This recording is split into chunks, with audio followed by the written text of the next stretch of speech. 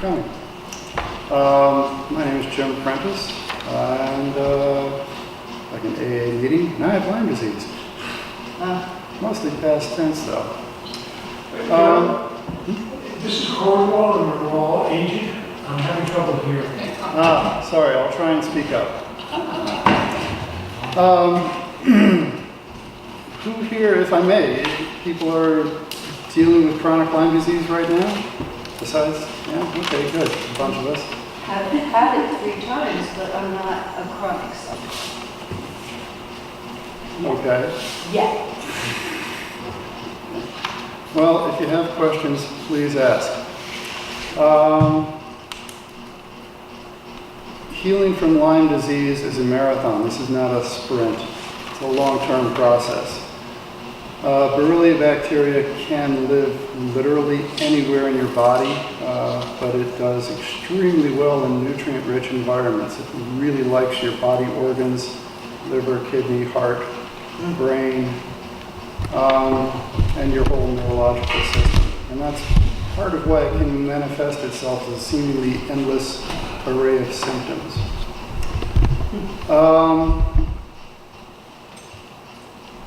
I did the Lyme disease doctor and antibiotics and a year and a half of changing up on antibiotics, and the net result was I was just in a very bad downward spiral, and I was starting to seriously question how much longer I was going to live.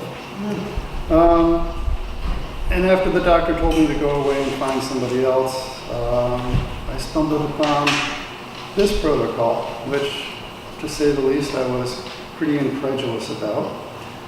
But I did some research into it, and I couldn't find a reason not to do it. And not having any other choices, it seemed like the next logical step. So, the hardest part of this whole protocol is that it means that you take responsibility for your own health. We've been trained since childhood that you go, when you're sick, you go to your doctor. Your doctor is responsible for your health, not you. And this is the hardest part for most other people to accept or get beyond, or at least, I'll leave it at that. The active ingredient that we're using is a peptide called melatonin. And the honeybees are simply a delivery system for melatonin. And why we use melatonin? Well, we use melatonin. The easiest way to understand why we use melatonin is to start by learning or understanding why we don't use antibiotics.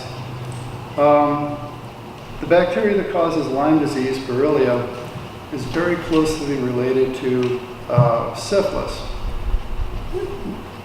The importance of that is that syphilis has been studied extensively and has many different life forms in your body, most of which are dormant. Lyme disease also has many different life forms in your body, most of which are dormant. They've identified 10 or 12 dormant forms so far. Antibiotics, I apologize to any organic chemists in here. Antibiotics basically work like rat poison, in that the rat has to eat the poison to die. Well, the actively growing spirochetes are the ones that eat the poison. The ones that are dormant, the antibiotics don't have any effect on it. And these are what the doctors typically call persister cells. So you can take all the antibiotics you want, and when you stop taking antibiotics, the persister cells are still sitting there, waiting to hatch out and do their thing. So you never really get rid of it. The other thing Lyme disease does, and again, this is not unique to Lyme disease, many other bacteria have the same capability. Borrelia bacteria creates a biofilm barrier, which is a very well-fortified barrier that it lives behind quite happily, in which antibiotics do not penetrate.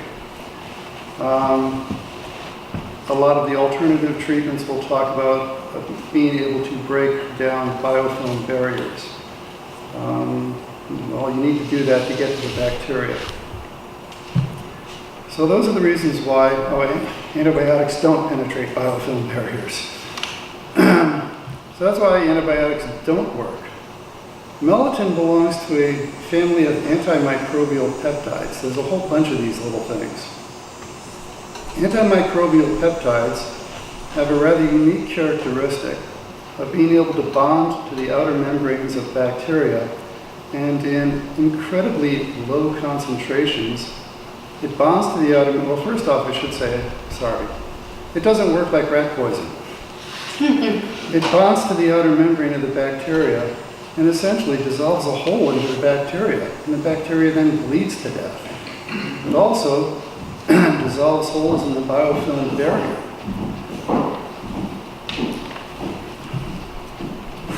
Hi, Chuck. Hi, Stella. How are you? Sorry. So by being able to dissolve holes in the biofilm barrier, this is how melatonin is able to kill Borrelia bacteria in all of its life forms, and how you can get better or heal from Lyme disease. As I said at the start, this is a marathon. It's a long-term protocol. If you're really sick, it's going to take you 2.5 to 3 years to fully recover. I'm just hitting on 32 months, basically symptom-free at this point. I'm no longer, well, I used to be pretty debilitated.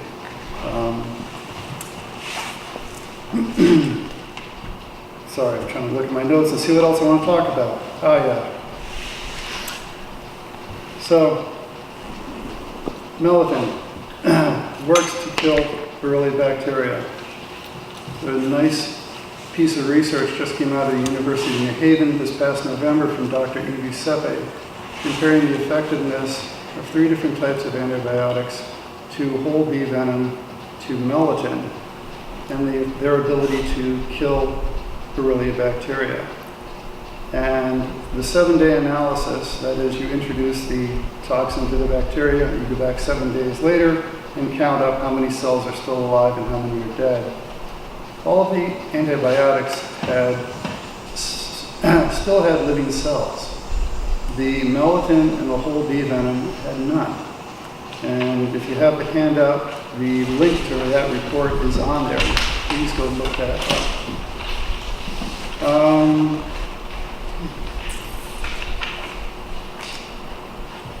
Let's see. I like the conclusion of Dr. Sepe's report a lot. If you read it, page 15, number 5, this is like 3 sentences long, if you'll indulge me. In conclusion, the findings in this study showed that whole bee venom and melatonin were effective against all forms of Borrelia burgdorferi bacteria, including antibiotic-resistant attached biofilms. Though the findings in this study cannot be applied directly to clinical practice, it gives insight into the potential use of honeybee venom and its components against Borrelia burgdorferi. So this stuff works. As I said, I've been doing it for quite a while now. Could you move your stand a little closer to us? Maybe we all move into. Yeah, you come forward one, and I'll come forward one, okay? Okay, I appreciate that.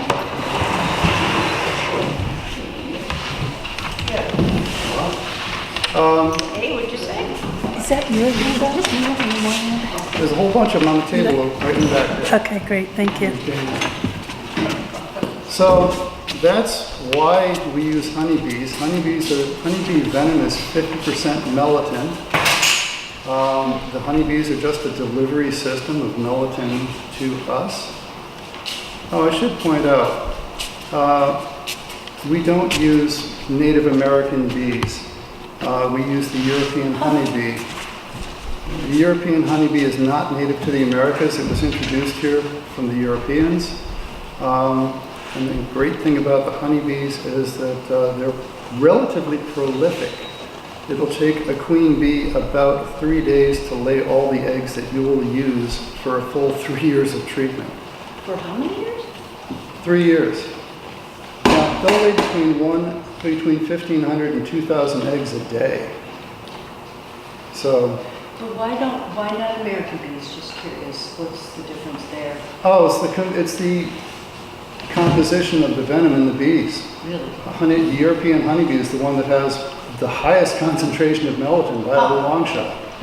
I mean, if fire ants had high concentrations of melatonin, we probably use them, but So you didn't start with the American honeybee? there is no American honeybee. Oh, okay. Well, the American- Falls Village honeybee. And an American honeybee would be the Italian, Which came from Europe. yeah, Yeah. Well, that's good. Or Russian. which came from Europe. So, our other two speakers today are Larry Mance and Stella DeLucia, who arrived, which I'm glad to see. And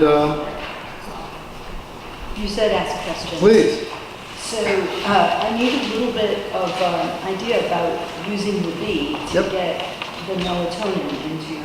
The delivery system? Yeah, that's right. You sting yourself, I'm thinking, but Mhm. is there a difference between doing that and Yes, there is. eating melatonin? Melatonin, which is not melatonin. Yeah, the big difference, you can go to your doctor and get injections of honeybee venom. Okay. That's the good news. The bad news is when they extract venom from the honeybees, melatonin is actually highly volatile. So by the time they collect it, process it, package it, there's essentially no melatonin left in that little vial of injection that your doctor has. So I get that. you take it straight from the source. It's a hell of a lot cheaper than going to your doctor, and you get the full dose. You have your own hives then? I do have my own hives. I was not a beekeeper when I started. There are 2 apiaries in the United States. By the way, if anybody wants to go into business, there are only 2 apiaries in the United States that sell honeybees for medicinal purposes. Huh.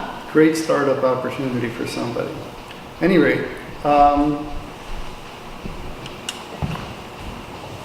I get my bees from a little apiary in South Carolina, and UPS delivers me a little box like this. And inside this little box, What does it say, EPS? UPS. Oh, UPS. Yep, and inside that little box is a box of honeybees. And that's what I use to treat myself. How frequently do you sting yourself? Well, actually, I'm gonna let Stella and Larry cover that. I was supposed to do what we do and why we do it, and they were gonna tell you how to do it. What's in the box? You said honeybees? Yes. They're alive? Oh, yeah. Oh, really? Yep.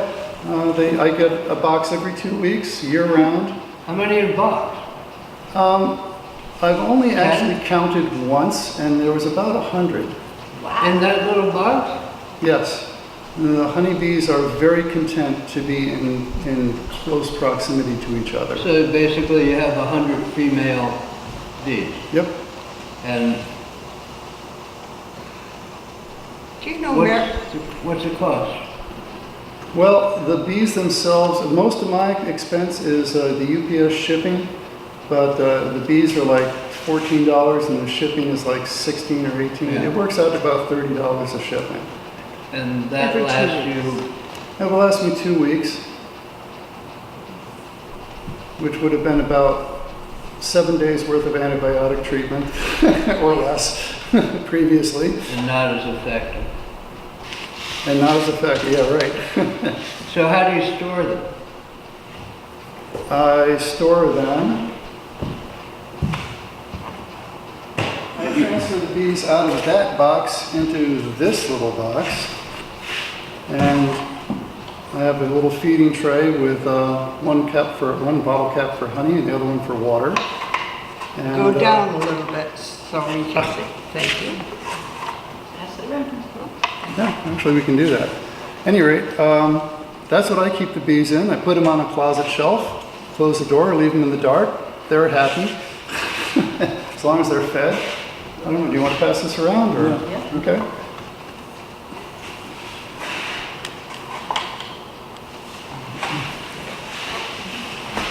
Do you know Merriman bees in Canaan?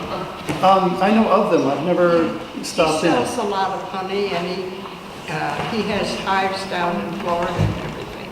Really? Yeah. You said only 2 businesses that sell for medicinal purposes. Do you Correct. have to have a special license or a special kind of bee, or what's the story with that? There is no special license or bee that I'm aware of, but what you do have to do is you have to be able to package and ship them Package and ship. 7 days a week, Right. you know, year round. It's a full-time, it's kind of like it's a full-time Business. job. Good. Yeah.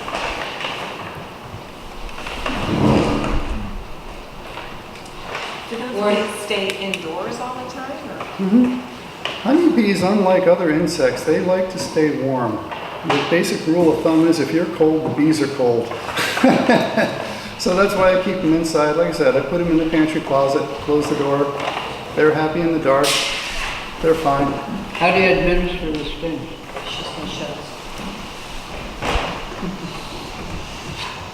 Larry, you want to take over? Okay, I'm going to step aside and Do they actually sting you, these bees? Is that painful, or do you hate it, or do you not mind it after a while? It's pretty simple. about 75% of the trauma is psychological. And once you're past that, it's not a big deal. It's kind of like a diet, somebody giving themselves insulin shots.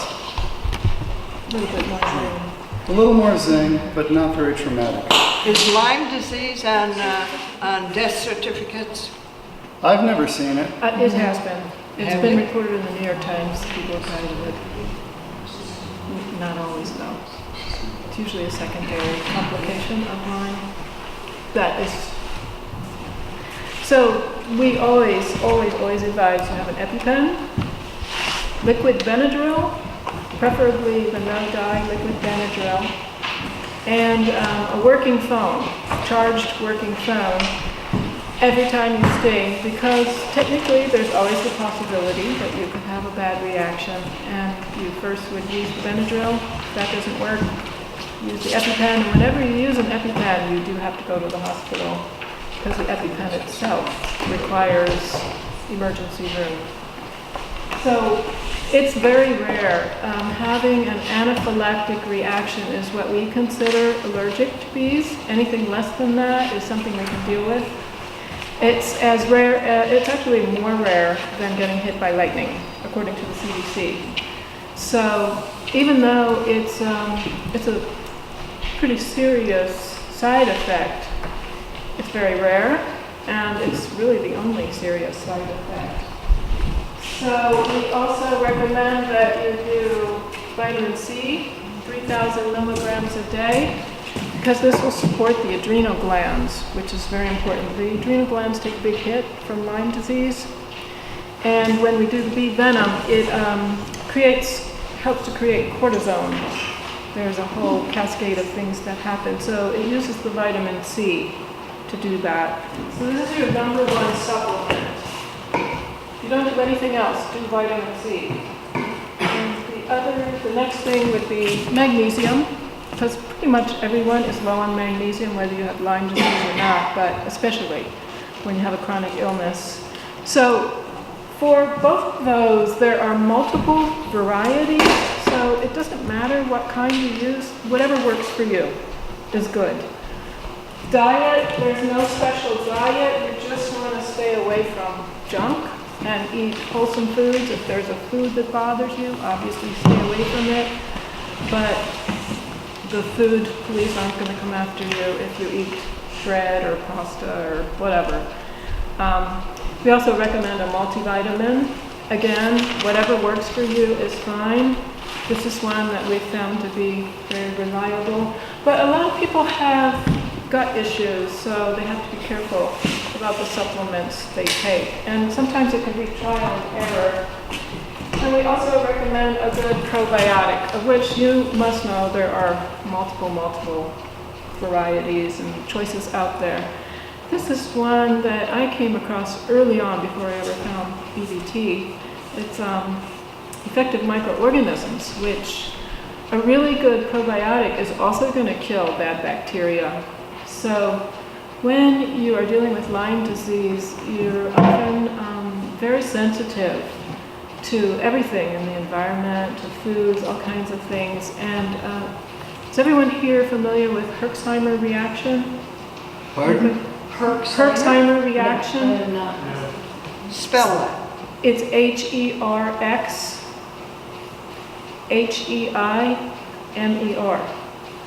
So what was found, this actually goes back to the early days of antibiotics when they started using that for syphilis, which is also a spirochete, very close cousin to the Lyme Borrelia. When you kill it, it releases poisons into the system, and that causes a Herxheimer reaction. You're basically being poisoned, your system's overwhelmed, it can't detox fast enough.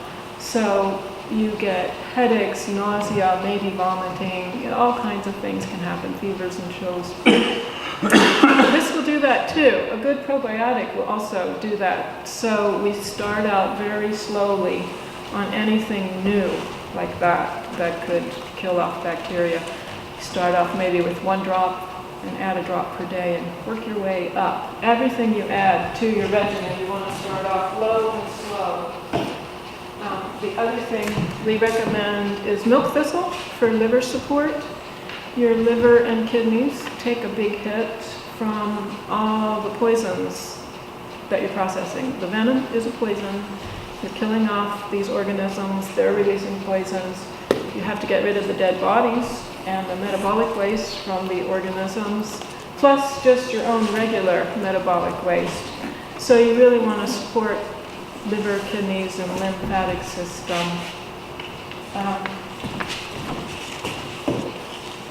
And the ways that you do that is by detoxing. Detoxing is super important, almost as important as doing the bees. It's not going to kill anything, but it's going to keep things flowing. Lemon water, yes? I have a question. I guess I missed something. You take all these Every day? Yes. with the bees. Yes. The bees are not every day. The Oh. bees are not every day. No, these are Sure. all. This is nothing. This is nothing. This is 5 things. So detoxing, no, we know people who literally, they're on 100 supplements every day, counting prescription drugs and everything. You can also eat some vegetables that have very high vitamin C content. It would have to be super high. We're recommending 3,000 milligrams a day. Yeah, I think, is it collard greens that are very high in vitamin C? No, it's going to get knocked out when you cook them. It's vitamin C won't withstand heat. You mean that C that you showed us would be 3 times a day? If it's Yeah. 1,000 milligrams. 1,000 milligrams 3 times a day would be perfect because you're spacing it out over the course of the day. So to detox, we recommend lemon water. 1 lemon, you can divide it up however much water you want to put it in. So you want to keep fluids flowing. It can be lemon water, it can be coconut water, it can be apple cider vinegar in water, it can be plain water. Just keep the water flowing to flush, flush, flush. You want to keep flushing those toxins out. Super important. On your non-sting days, you can take something like charcoal. That'll actually absorb a lot of toxins that are in your system. It can be very helpful. And if you want to add, this is not required. A lot of people have found this helpful. It's a 3 homeopathic preparations. One's for lymphatic, one's for liver, and one's for kidney. And again, these can be powerful and make your herx even if you're really in a delicate state. So have your basic supplements and your detox. That's as important as the bees. You have to support the body in this effort. We are supporting a natural process, so it's a little bit different than the way we think of healing. We think of healing these days, you take a pill, and you start to feel better. And you feel better every day that you take another pill. This process is not like that. It's a lot of back and forth and up and down because what the venom does is it finds the hidden infections in the body. And these are latent infections. You might not even be aware that you have them hiding out, say, in your knees or in your back or in your lungs or in your brain, wherever. They can be hiding all kinds of places. And the venom will bring it up to the surface, and those symptoms now become acute. So it's kind of a bumpy road where you feel like you're getting worse to get better. And that's years ago, before modern medicine, that was called a healing crisis. So it's known about, but when modern medicine came along, they really strive to suppress symptoms. That's their idea of getting better, is managing symptoms rather than actually eradicating a disease. So, yes. How long? How long would like an episode of acuteness go? No, how long from the start to the finish? Of venom therapy? Yeah. Depends on the person. Yeah. There's so many variables. There's your genetic makeup. There's how healthy you were to begin with, how long you've been sick, what kind of organisms are infecting your body. There's multiple different varieties. So it could go on for years. No, we haven't had anyone go past 3 years. That seems to be enough time. And usually if you still have issues after that, you might want to look at other things like mold or genetic issues or something like that. Even people who were sick like 20 years, we had one woman. What's the quick response? The quickest one was 10 and a half months. She was a young girl. I don't think she had been sick very long, so she got over it How do very you know quickly. that you've accomplished the goal? When you have no more symptoms and no more herxing and no more flares, nothing. Like there's no reaction to the venom anymore. You just feel normal. So you taper off, and if nothing comes up as you're tapering off or after you stop, then you know you're done. Now the thing about Lyme disease and all of these other co-infections, you can get them again. Even though your body makes antibodies, it's no guarantee. It doesn't protect you the way It's different every time. it's different every time. The old disease model just doesn't apply here in any way, shape, or form. Yeah, you could get better and the next day get bit by another tick. Exactly. It has the 3 strains. Yeah. Is there a disease that you normally get that you don't get when you have Lyme disease? That kills some other disease you might normally have? Would the Lyme kill another disease, or would the bee venom kill another disease? The Lyme disease. No, it'll just Don't exacerbate it. Yeah. It just makes everything worse. What the Borrelia does is it finds the weak spots in the body. So if you had an injury or surgery or an illness, like, let's say your lungs are weak because you had pneumonia or something, it's going to go right to those weak parts of the body. And that's why people feel it differently. That's one of the reasons why people feel it differently.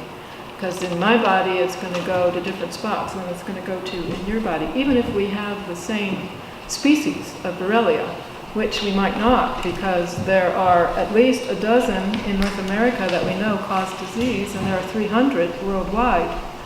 And the crappy test that the doctors have only picks up one in like maybe 15% of the population. So you can see this gets very complex in terms of diagnosing.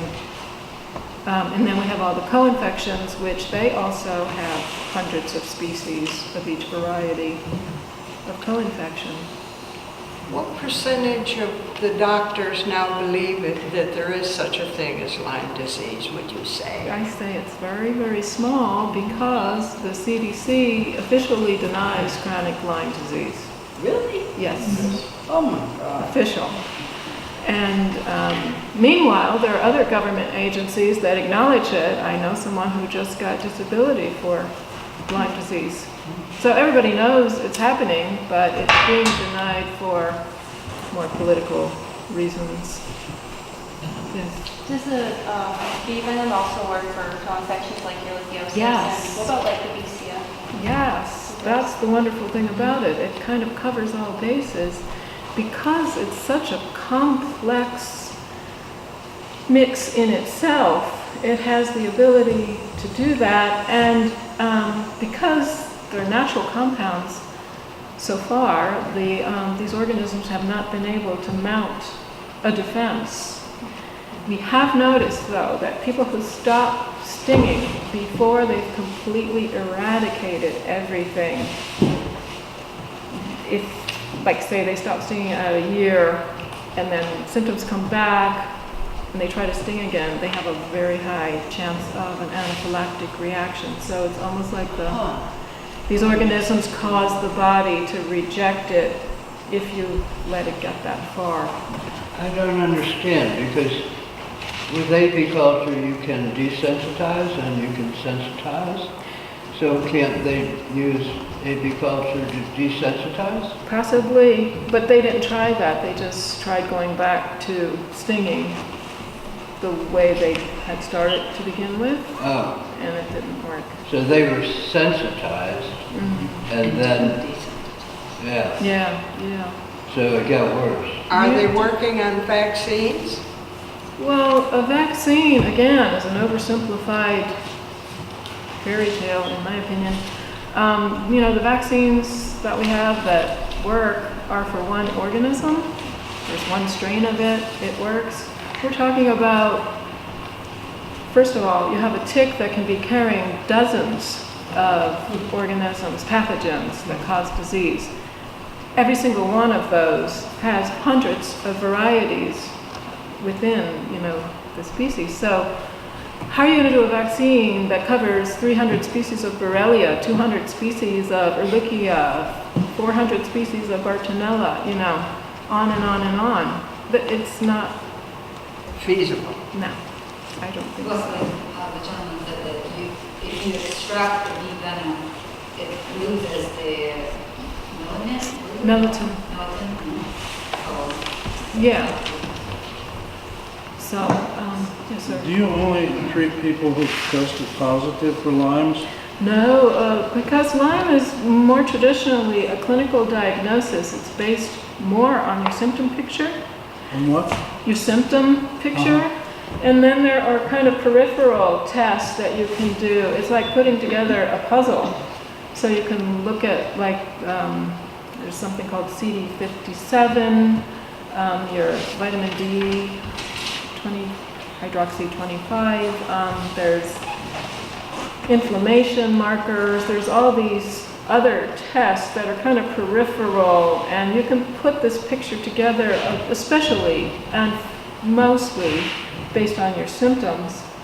One of the things that a lot of people have figured out who are going through this experience is that it almost doesn't matter what you call it. There are three things you need to look at with chronic illness. Pathogens is at the top of the list. And these are stealth pathogens, that's a whole other subject. Toxins and deficiencies. So you want to address all three of those things, whatever you're calling it, whether it's Lyme or cancer or AIDS or whatever. There's almost always pathogens at the root of it. There's almost always some toxicity happening and some deficiency. So the bees get us 3/4 of the way there, really, by knocking out disease-causing organisms. And if you have an anaphylactic reaction prior to this would not be something to try. Then you would want to look at the desensitization program with like an allergist or an ear, nose, and throat doctor, someone like that who can help you get past it. I think it's possible. I don't have any experience with it, and I don't really know anyone personally, but certainly worth a shot. Yeah. How do you know if it's a reaction versus like getting the bad stuff out? Like how can you tell the difference between reacting to the venom and... You mean an anaphylactic reaction? Yeah. Oh, you'll know. That's a severe reaction, like you can't Your breathe. throat shuts, closes Yeah, down, you you're can't turning breathe. flu. That's when you use the EpiPen. That It's is high trauma. Very rare. You'll know right away. You'll know, Somebody next to you could be having it, and you'd know it. yeah. But it's safe to say that if you've been stung before and you've never had an issue, then it's not- Well, you're probably good. Although every stinging insect has a different composition to their venom. So you could be allergic to one and not another, technically. Is the venom the same though with each bee? Yes, yes, within the Well- species. Within the honeybees, it's all the same. Yellow jackets are completely different. The mud daubers are completely different. Right. Wasps are different. I wanted to back up with a question about the vaccine. Yes. I'm sure somebody's working on it somewhere. but I'm They're not totally sure. working on it. What they are working Yeah, on is they are working on synthesizing the antimicrobial peptides. And I'm sure the pharmaceutical companies are looking forward to bringing those on the market sometime. They're working on delivery systems using things, bee venom compounds also, like nano delivery systems. But meanwhile, we don't have time to wait for that, especially if you're really sick. I understand there's a new EpiPen that's far less expensive. There are, what are they called? Generic. Generic. There are lots of generic EpiPens. It was on television, what, Yeah. within the last week, I think. Yeah, I saw that. There's a new one coming out. My 2-year-old got bit several times by ticks this season, and one was really bad. We sent it to the lab in New Haven to check. You probably know that there is a free program where you can send your tick, and they will check for Lyme disease if it is a Lyme transmitted tick. They will check it. It's a free program, so you just pay for postage, and then they send you an email saying if they found Lyme disease or not in your tick. So our tick was tested positive for Lyme disease. It was attached for probably more than 24 hours because it started feeding. It was on her big hair, and now she has an anti-tick haircut. But that was really bad. So yeah, it started feeding. So it had Lyme disease, but she doesn't have any symptoms. Did she do the doxy? Luckily, we didn't do doxy because she's 2 years old. They don't do doxy at 2. So my question is, how early can we start this sort of treatment? It's, firstly, anyone undergoing bee venom therapy has to be 100% on board with it because it is painful. The herxes are uncomfortable, you know, there's a lot that happens. So personal opinion, child has to be old enough to understand all of that and to be on board with it. So you're probably talking a teenager. Child welfare services would not be into this at all. So it's something you would kind of have to keep on the QT if you were stinging someone under 16 years old. My father is a beekeeper, and when I was a child, about 4 years old, I remember splashing in a tub of water, and the bees came up and were drinking water off of me, and then they started stinging me. I don't remember really being bothered by it or a lot of bites. But if you have a small child and you're worried, or they actually do have symptoms, you can give them propolis, which is another bee product. So apitherapy is about using all the products of the hive. Propolis is one. This is an alcoholic tincture, and I wouldn't be concerned about the alcohol because you're giving them so little. Yeah, just a little tincture. It comes in a tincture form, it comes in a powdered capsule form, and it comes straight out of the hive too. You can just chew it raw out of the I hive. just buy it. Well, I'm from Russia myself, so there, they do get more products and more easily visible for people. You just get it at the market. But I don't know. I've never seen propolis and. No, a lot of people don't know about propolis, and for a lot of beekeepers, it's kind of a pain in the butt to scrape it out of the hive.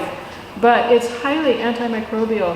There are tons of studies on propolis and its effect on all kinds of microorganisms and diseases. My experience with propolis is 25 some years ago. I had all the symptoms that I had this time around with Lyme, but it was never diagnosed. I didn't know what was wrong, and through a series of kind of strange events, I started chewing propolis out of the hive, along with beeswax. And I became just obsessed and addicted to it for several years, and I chewed it all day, every day, and I got rid of all of my symptoms. So it got rid of whatever it was. So this is powerful stuff. And we recommend you add this to your regimen if you are doing the bee venom therapy, along with other. Is that on prescription? No.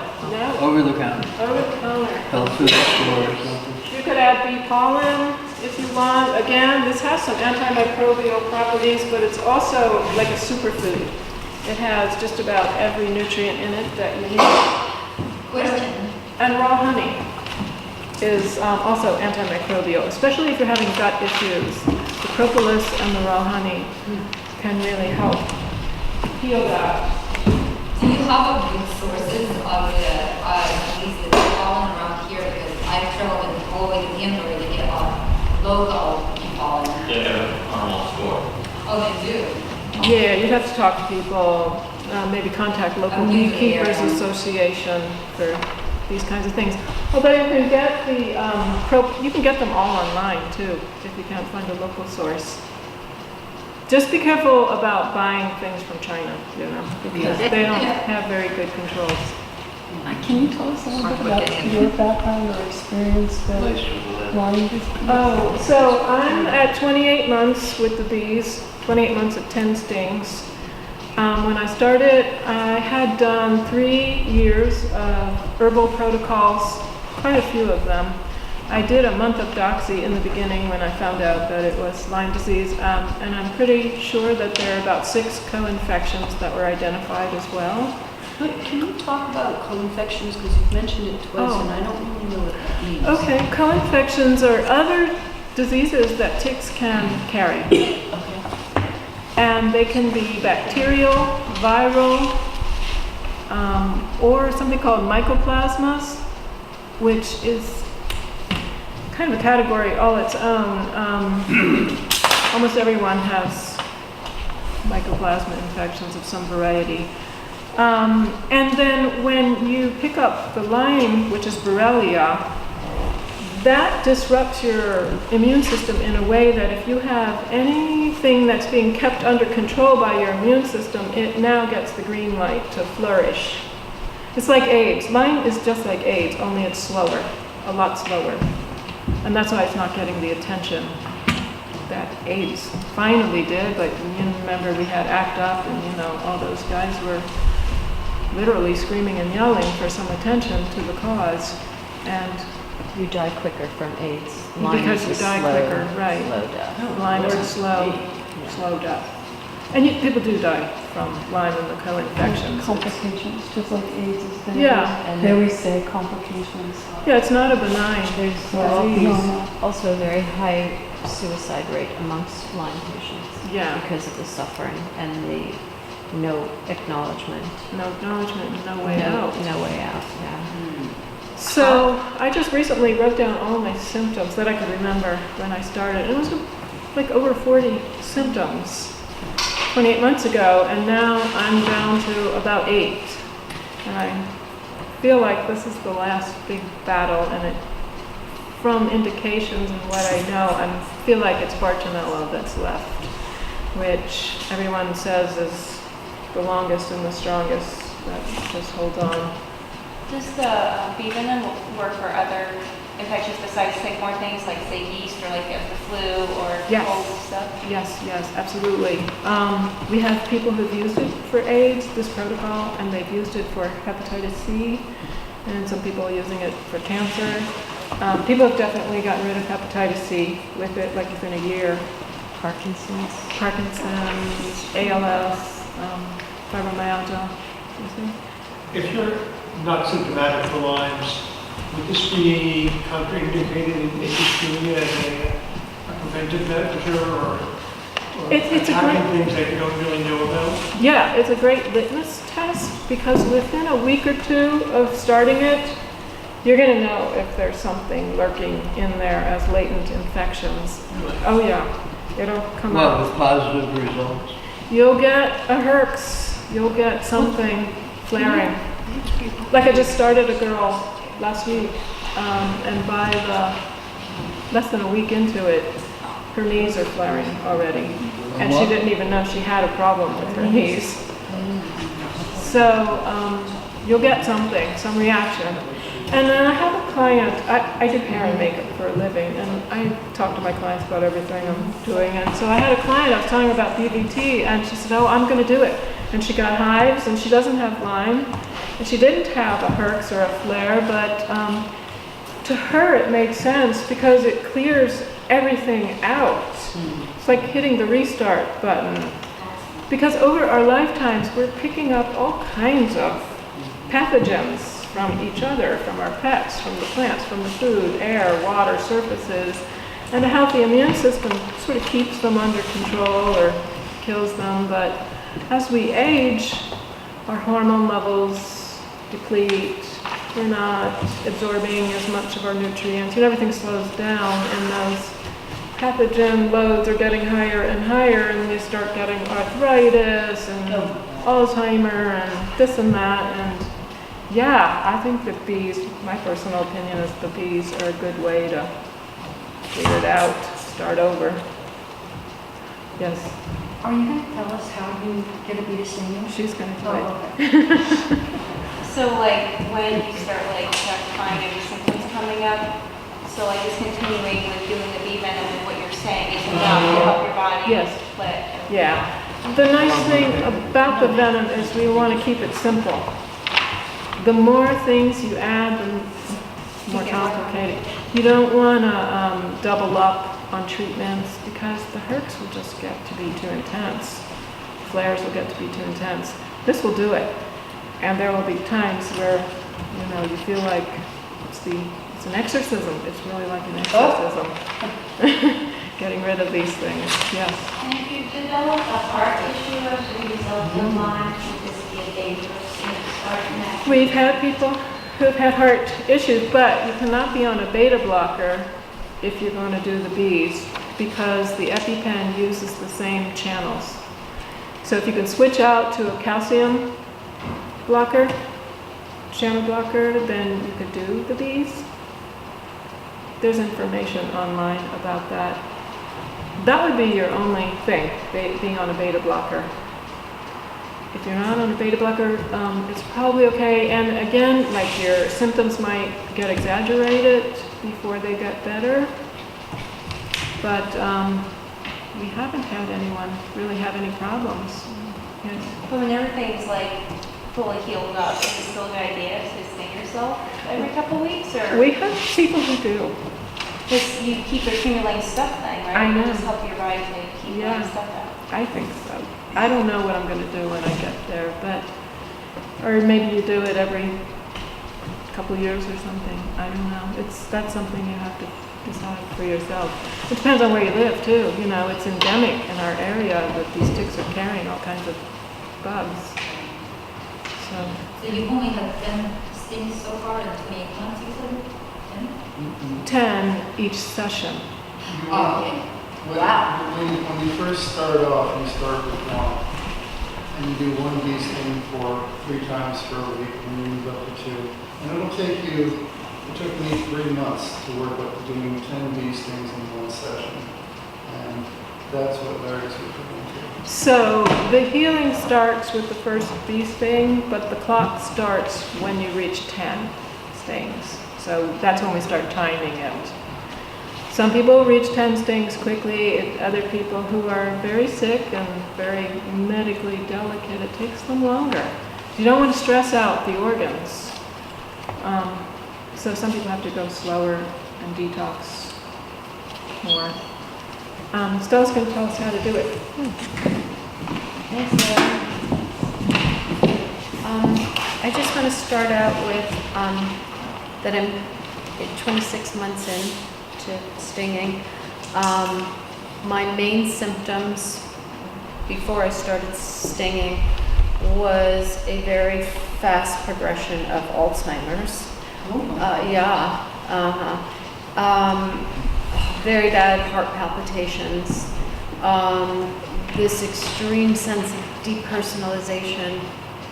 The only way I can describe what depersonalization to me is we have an ego and we have etheric forces and the astral bodies, and they all work in unison to hold us together so that we can actually function with our brain and socially. And it was as though there was this separation happening. I could be in a room with people, but I couldn't converse. I mean, I could speak, but there was something that was keeping me from engaging in life. It was late stage Lyme, and I do believe that this is probably what happens when you're exiting the world. Your body just starts to separate. I had extreme insomnia, really bad insomnia. So 26 months in, I'm really happy to say that the brain fog, which in my case severe, was Alzheimer's type. I never had Alzheimer's before. That I'm about 90% well from that. I don't have the depersonalization anymore. No more heart palpitations. Insomnia, it comes in waves, but never where I'm awake. Literally 3 days running where I couldn't fall asleep. My main issues right now, I have vision issues, blurry vision that I never had prior to late stage Lyme. Vision, fatigue. Fatigue was a big one also, which oftentimes is Epstein-Barr, which Lyme manifests as Epstein-Barr. So those are my two main existing symptoms right now. So that's good news. The bee venom works. I know it works. When I was very, very sick and I had done a series of antibiotics, and I'm pretty much, antibiotics was never my go-to.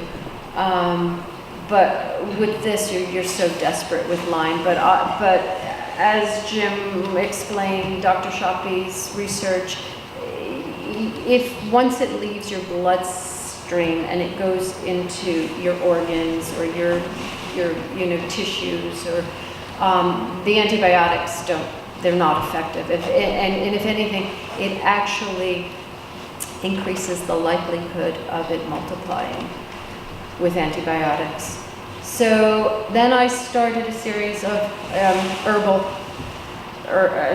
protocol, and I was walking around with a shopping bag every day, all day, just on the hour, taking all of these different herbs, and I knew that wasn't going to cross my blood-brain barrier. And then I heard the story of Ellie Lobel. I don't know if Jim told you that this is where it all originated from. And I don't want to get too out, away from how you sting, but she's actually the woman that she had lived in Westchester County, a young, vibrant 27-year-old woman. This was in the mid-90s. She had a career in the sciences, very brilliant woman, and she did not know at the time that she got Lyme, and it debilitated her to the point where she couldn't function. Long story short, once she found out she had it, she did every protocol on earth. She had it for 15 years, and then in her early 40s, she was in organ failure. Yeah. So doctors said, there's nothing more we can do for you, Ellie. This is it. And when you suffer enough, you welcome the idea of dying. So she had made her peace with it. She moved out to California. She had a doctor friend out there, and he was somewhat of her caretaker. But she went out there to die. and she couldn't walk. One of her main symptoms was 3 different types of seizures. Seizures is a big one with Lyme as well. She had Borrelia burgdorferi, which is Lyme, and she had babesiosis. One day, something told her to go outside, feel the sunshine on her face. And so her friend helped her to get out there. He placed her by a wall, I think it was under a tree. And she was sitting there, and the next thing she knew, out of nowhere, this deafening sound of bees. She was being attacked by bees. Bees are smart. They're very smart. I think they knew that this woman was very sick. And her friend, who could run, ran, and she couldn't go anywhere, so she just stayed there, shielding her face. She's a firecracker, this woman. It couldn't have happened to a better person. And until the deafening noise was over, she had been attacked by hundreds and hundreds of bees. As a child, she had an anaphylactic experience, so she thought she was going to die. Her friend came back, gathered her, said, Ellie, we have to go to the hospital. She said, no way, take me home. I'm going to lock myself in the room. I'm ready to die. Days passed, she didn't die. She had septic shock from all of the toxins that when the bee venom, the melatonin, does its thing, the toxins just fill your bloodstream quicker than your body can expel them. So she was very sick from that. But one thing that she did notice, and now mind you, she had a jump start on everyone because she got stung by hundreds of bees. Her mental capacities were keener than she had been in years, her cognitive abilities, because that was one thing that she suffered from as well. So being a scientist that she was, she thought, well, maybe there's something to this bee venom. So after she got, a couple of months, she didn't die, and then she started to look into bee venom. She looked up to see if there was any research studies, and she found one very small study from Princeton University out of the Rocky Mountain lab, and it talked about the melatonin with Borrelia. It was no more than a paragraph, and that indeed what it does is it attacks the biofilms, makes it permeable, the spirochetes have nowhere to hide, and then the melatonin attacks it. So she knew she was onto something. So her next step was to build up the courage to actually start stinging herself again. And then she thought, okay, so where is the best possible delivery of venom in the body once you sting yourself? The extremities, not such a great place. And then she'd been, I don't know if anybody remembers, 10 years back, there was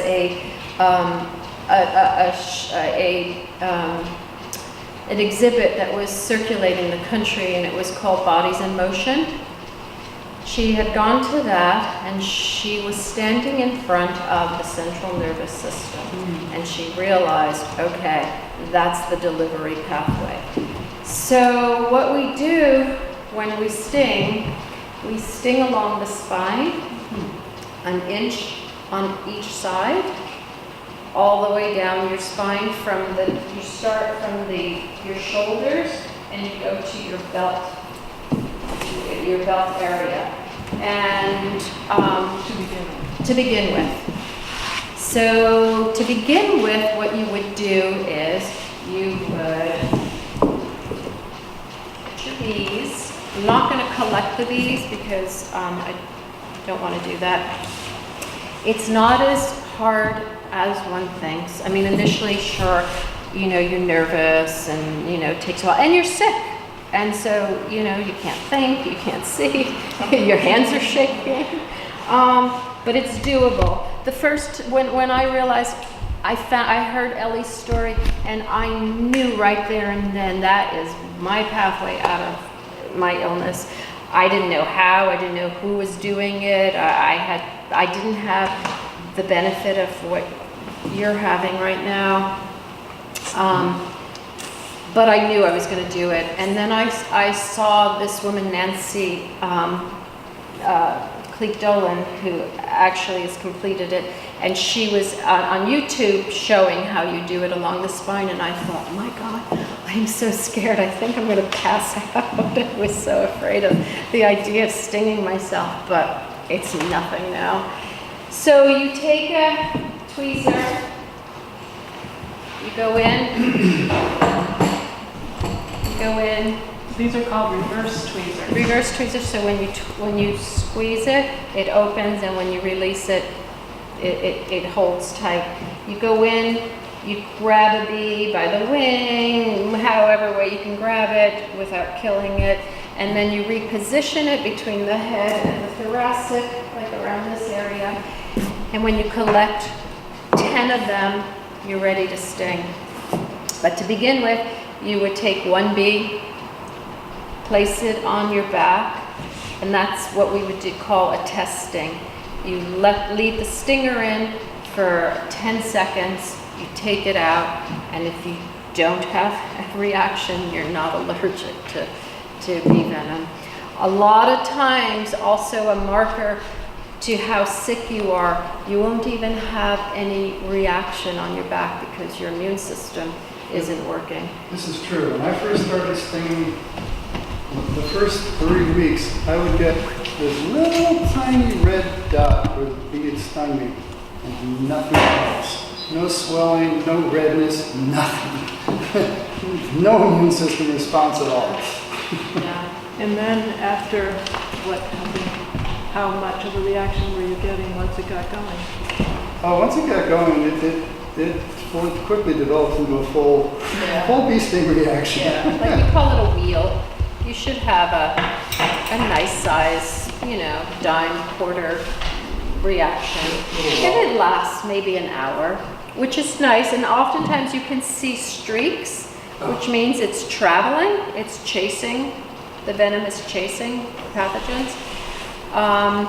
So we start with one sting as a test sting, and then if you are okay, then you can have another sting, and that would be considered your first sting. And like Jim said, you would stay at 2 stings for the first week. So I sting on Monday, Wednesday, and Friday, and then I give myself the weekend for detoxing. It's nice to have a break from not stinging. Some people use ice and others don't. I don't. I do. You can ice your back so that you don't feel the sting, but I'm a very sanguine person, and I just can't sit that long. Can you pull the stinger out?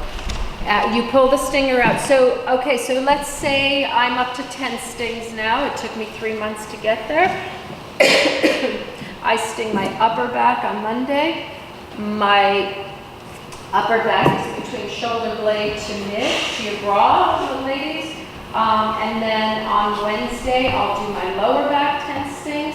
And then on Friday, I'll do my upper back again. And how do you do it? And then you leave it in for 20 minutes. You leave the stinger in because if you watch, it pulsates and it goes for 20 minutes. And then you remove the stinger. And how do you So, okay. How do you have the dexterity and the vision to? Well, these two are, I have the benefit of my daughters that sting me for the last 2 years. But For those of us who are no longer 14 years old, I grab a bee with a pair of tweezers here, and then I put them in this little extender that I made. It's a stick with a piece of rubber tubing on it. And when I do that, then I can reach anywhere in my back very easily.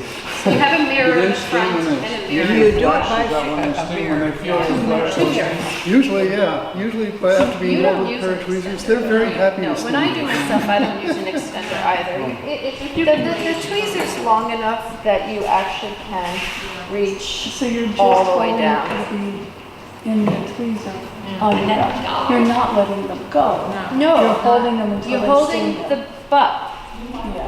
on your skin. Mhm. And the minute they touch you, they automatically want to stick. Okay. Most. Yes, most of the time, yeah. When you grab the bee, Does it kill them? you're successful Yes. enough not to let them all loose when you grab a bee. How do you grab it? By its thorax? Any way you can get them out of there, you become very adept at Sounds it. pretty It's really No, not a big deal. reposition them after you touch her. Yeah.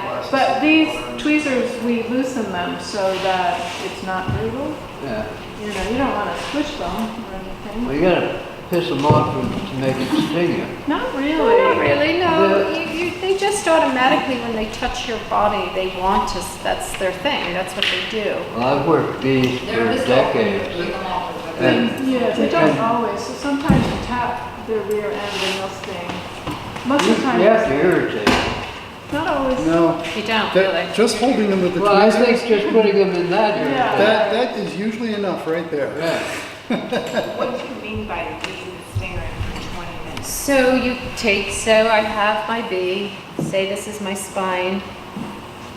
I'm taking the butt of the bee, because that's where the stinger is. I'm placing it an inch away from my spine, and then an inch from each sting. Once it stings, you still have the bee in your tweezer, but the stinger is now in your body. You leave that stinger in for 20 minutes because it takes 20 minutes for it to fully empty the venom sac. And then you can either with your fingernail or a tweezer, but if you're stinging yourself, you just rub it with your fingernail and you remove the stinger. Loofah sponge. The loofah sponge. Make sure you dispose of the stinger, because if you have small children, bees are so amazing. You could actually get stung again from a tiny minute stinger. Yeah. So you want to be careful with disposing of it. Do you have the name of the YouTube video that you mentioned? Ellie Lobel? Yeah, you have it right there in your handout. Oh, Yeah. And then the other woman is Nancy Cleek-Dolan, and she actually does a sting session. There's the first, under the YouTube videos, this first one's a really good interview with Nancy. And you already did it. You already did it. Well, I didn't, oh. The other two are just a couple of recommended searches. It'll bring up lots of other good information. And Larry talked about, she said, we have people who are. And what she's referring to is the 2 Facebook support groups for bee venom therapy. Yeah. And Yeah. if you're not on Facebook, if you start this protocol, consider joining these support groups. The information that comes out of there is amazing. Have your extender patented and selling? Sorry? Your extender, do you have it patented and selling? They're here if you want one. Yes. And I'm not from this area. I'm from Egremont, Mass, and Larry's from Hudson. And I'm not going to speak for Jim, but I'm sure if anyone is considering this and you're close here, I'm sure Jim would help you to get started. I would come as far. Also on supplies, bee pollen and stuff, you can Google or Connecticut Beekeepers Association, probably find local supplies. Yeah, the reason why we get our bees from, Jim's comes from South Carolina. I get mine from California. Actually, it's where the fires are, Redding, California. Oh dear. But luckily they haven't been touched. Because it's year round, and I mean, some people harvest their bees locally, but you have to go out in the snow. I was just talking about the bee pollen and the honey that you were recommending, not the bees. No, I know. There was someone at the Apitherapy years ago that had raw honey and had that propolis on top. It was the first time I heard talking about it, and he was talking about the benefits. So I don't think they're over here, but he's from Connecticut. So. It's best to use local pollen because they say it's more effective. Your body's already acclimated to. Well, we have the answer to that actually. Bees are so smart that there's 2 types of pollen in the flower. The bee is so smart to pick the pollen that's actually anti-allergen. So the other type is allergen. And so the bee pollen that they pick is the anti-allergen for their babies. They feed their babies with this. So obviously, bees are not allergic to flowers because they eat their pollen. That's the anti-allergen. And if it's in your local area, that's why people who are allergic to flowers, that's why it's so important to take the local bee pollen because it helps you with the allergies. I didn't know that. Thank you. I learned that, I think from a seminar that they had in Canada. Bees are fascinating. The more you learn about them, the more there is to learn. They are just, they're amazing. They're very special. Yes. So when you first start stinging yourself, you start with like one sting, Yeah. and you do that like 3 times a week? Yeah, 3 times in the first week. And then you can go up to 2 stings on the second week. Or you might want to stay with just 1 sting for 2 weeks. It depends on how you feel. You can still do that batch of stinging like 3 times a week? Because I thought that I heard like every 2 weeks you sting. No, it has to be, you have to, like Larry said, you want to be consistent because these pathogens are so stealth, they are so intelligent that they will create an environment in your body to become allergic to the bee venom. That because they want to live at any cost. So you want to be consistent with it, and also you want to get well. You don't want this to go on forever. Yeah, and you don't want to stay at a low number of stings for any length of time. You want to get up there to 10 as quickly as you can. It's only people who are really sick that might have to go slower. And I mean really sick, like chronic encephalitis or something, which nobody here has, because I could tell by looking at you if you did. How many people here have Lyme? Well, Or co-infection, or? I'm not ill, but I know. You know you have it, yeah. Absolutely. Yeah, I mean, I don't know anybody, and I bet those who don't think they have Lyme probably have it. Yeah. Yeah. Is 10 the max though for stings? You can't do any more? No, you want to, go ahead, Jim.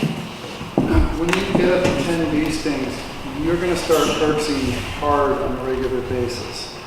And this is true confessions. When I got to about 3 months at 10 bee stings, I thought, enough of these girls, 10 bee stings. I'm going to do 12 or 14. Don't do that. 10 is all you can handle, trust me. Even when you're healthy and everything's out, you still If you- find that you can't do more than 10? If you're truly healthy and you're not infected, you're not going to have a herx reaction. But And if you- you're truly sick and you're having a herx response, you don't want any more than 10. 10, you'll be killing more bacteria than it's growing, And it doesn't matter if you're gym size or Stella size or anything in between, it's 10. stay at 10. It's not about body weight or Yeah. size. And you don't want to reinvent the wheel. No. Jim, Yeah. what's herxing hard look like for you? Well, basically, herxing is your body's response to being poisoned. Right. And what I would find is that my kidneys hurt. I never knew where my kidneys were before. My liver hurt. I felt, if you imagine the worst hangover you ever had without throwing up, I felt like that. I mean, you just feel like you drank a bottle of poison. Like the flu, and like everything happening all at once, like you've been run over by a truck, Or just Lyme symptoms. Yeah, or it can just be the Yeah. Lyme symptoms really flaring. It can come back on you too. Were you able to work? I have been, I knock on wood. There were a lot of days I go to work, it would take me 6 hours to do 2 hours of work. Yeah, if you can have a flexible work schedule, it helps. But people do what they have to do, and I just keep saying one day at a time. Just take it one day at a time. You'll figure it out as you go along. You don't have to figure out everything that could possibly happen before you even start. Is 3 times a week though like the max that Yes. you're back to stinging no more than that? Yes, It's because always 3 times a week? You never want to sting 2 days in a row. You always want to have a day in between. For detoxing. You have to let that venom clear out and all the dead organisms and everything clear out. So eventually, after you're at 10 stings for maybe 3 months or so, you start creeping up the neck and down the spine. Eventually, you're going to sting from the very top to the very bottom. So then you're dividing all of this into 2 or 3 parts, depending on how long you are. And you alternate that every day. I mean, every time that you sting, every session. So there are people who sting on extremities. The neck, for example, we think of as an extremity. You'd never want to do more than 2 on your neck and never more than once a week.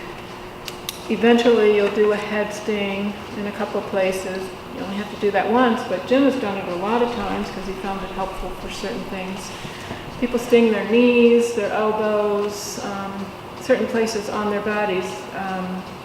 Those are usually extra stings.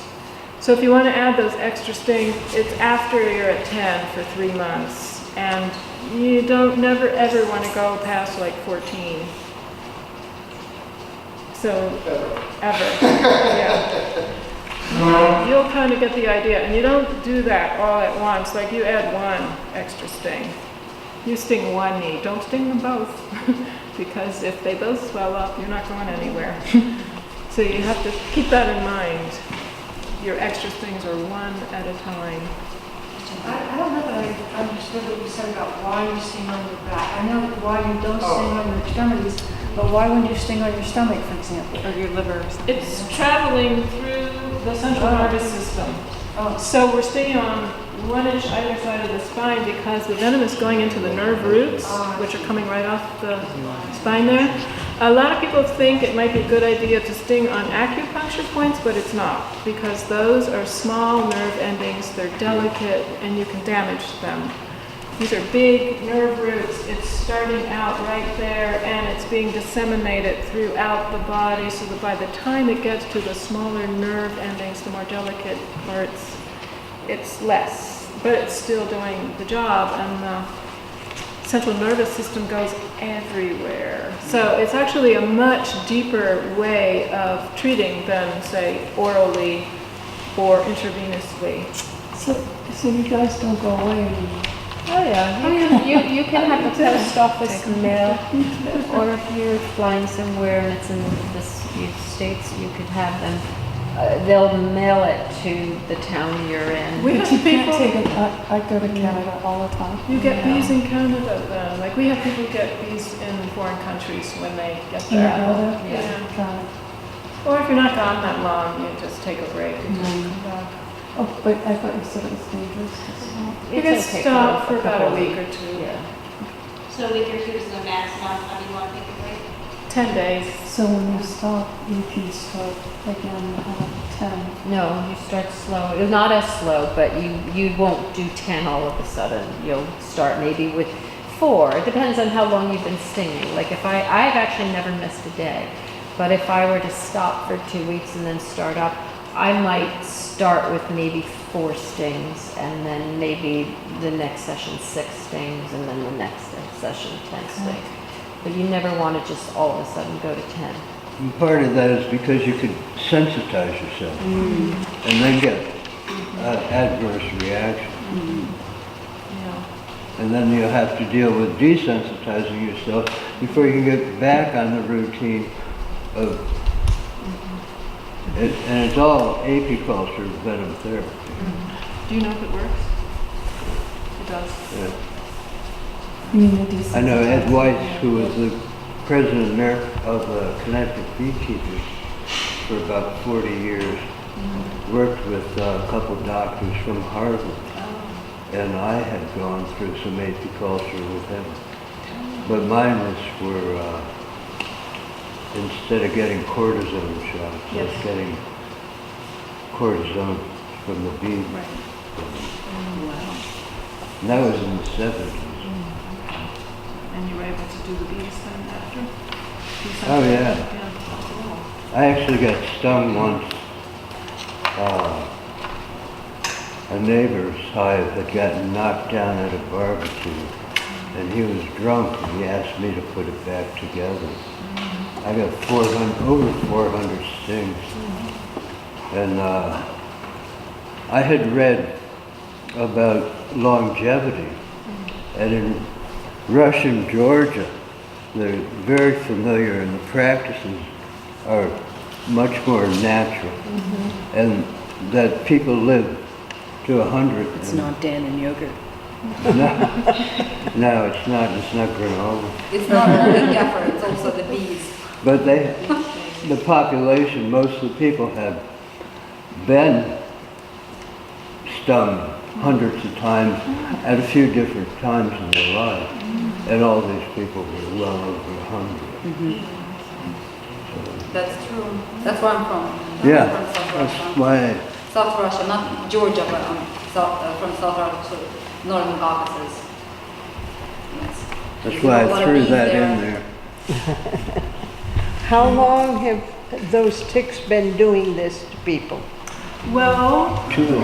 That we, are you familiar with, see the Iceman that was found in the Alps? yeah, They found Borrelia in him. Yeah. Oh, my He's Lord. 5,000 years old is our guesstimate. So Borrelia's been around forever. Now, are we dealing with a different strain?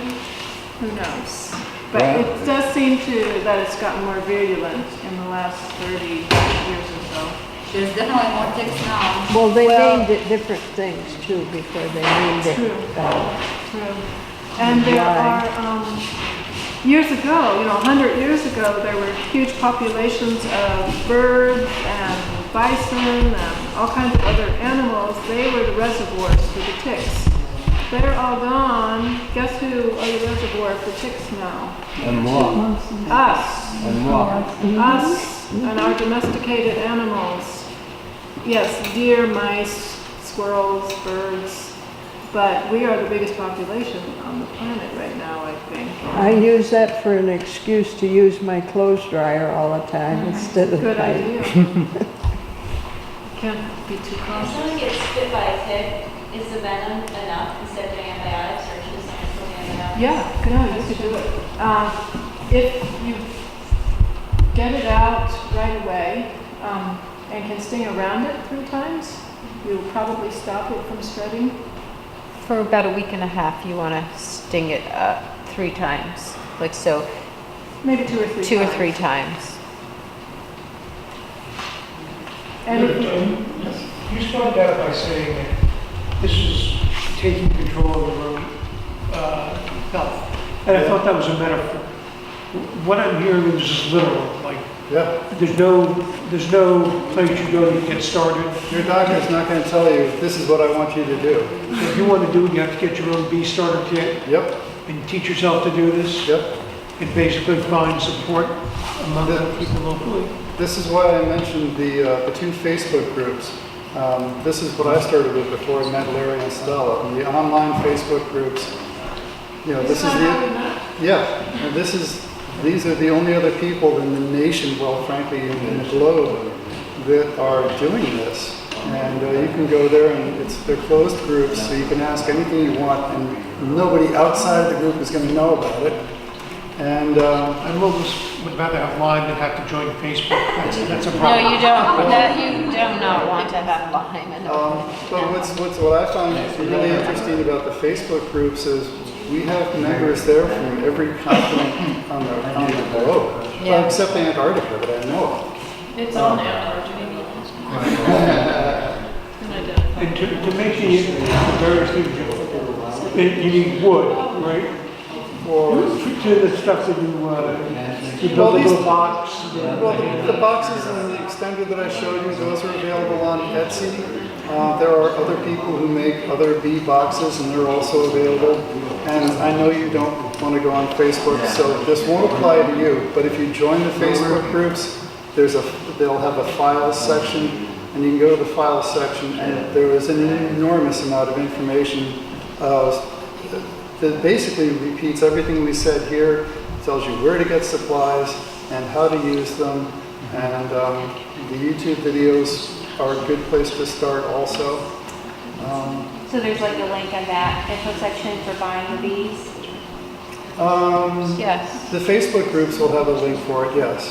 I don't think there's anything on YouTube, but If you're already going through a protocol, you would recommend not doing them together, right? Well, because of the reaction that you'll have from the herxing. The bee venom will be sufficient. You know, there are some people who just are not quite ready to let go of whatever they've been doing, so they do it in conjunction, and you can sustain that for a month or two. But beyond that, you don't want to, because it's not serving you. And eventually people let go of other protocols and they just stick to the bee venom. And that's usually enough? Even other It is protocols enough. for working? Yeah, it's a 2 to 3 year protocol. Slow and steady wins the race. That's why you want to stick to 10 stings each time. You don't want to, like I said, reinvent the wheel. And time will pass whether you're stinging or not. So you might as well get on board if that's what you choose to do. And I can't believe I'm already 26 months in. That's pretty amazing. Yeah. if you're on antibiotics now and you're going to start the bee venom therapy, wean yourself off the antibiotics, the sooner the better. It'll just conflict with the honeybee venom. There is also, I found a very strong probiotic that you can take for 7 days to help you get your system back on track after antibiotics. I found it at the Act Natural in Torrington. They have it in powder form. You just put it in a glass of water and drink it for 7 days. And that really replenishes your gut with new flora. It's human strain. So I'm interested in looking into the one that you have here, the Pro EM. Yeah, I'm curious about that one. This one I think helped me to really well, because I did take antibiotics for a different reason. I'm against antibiotics, but something had to give at the moment. A few weeks ago I got into poison ivy and had a local infection from that, so I took antibiotics for 5 days. But yeah, that one helped, I feel. My mother-in-law just got Lyme and uriclosis herself a month and a half ago, and she has been on Doxy for all of that time. She passed out, she was rushed to the hospital, it was bad.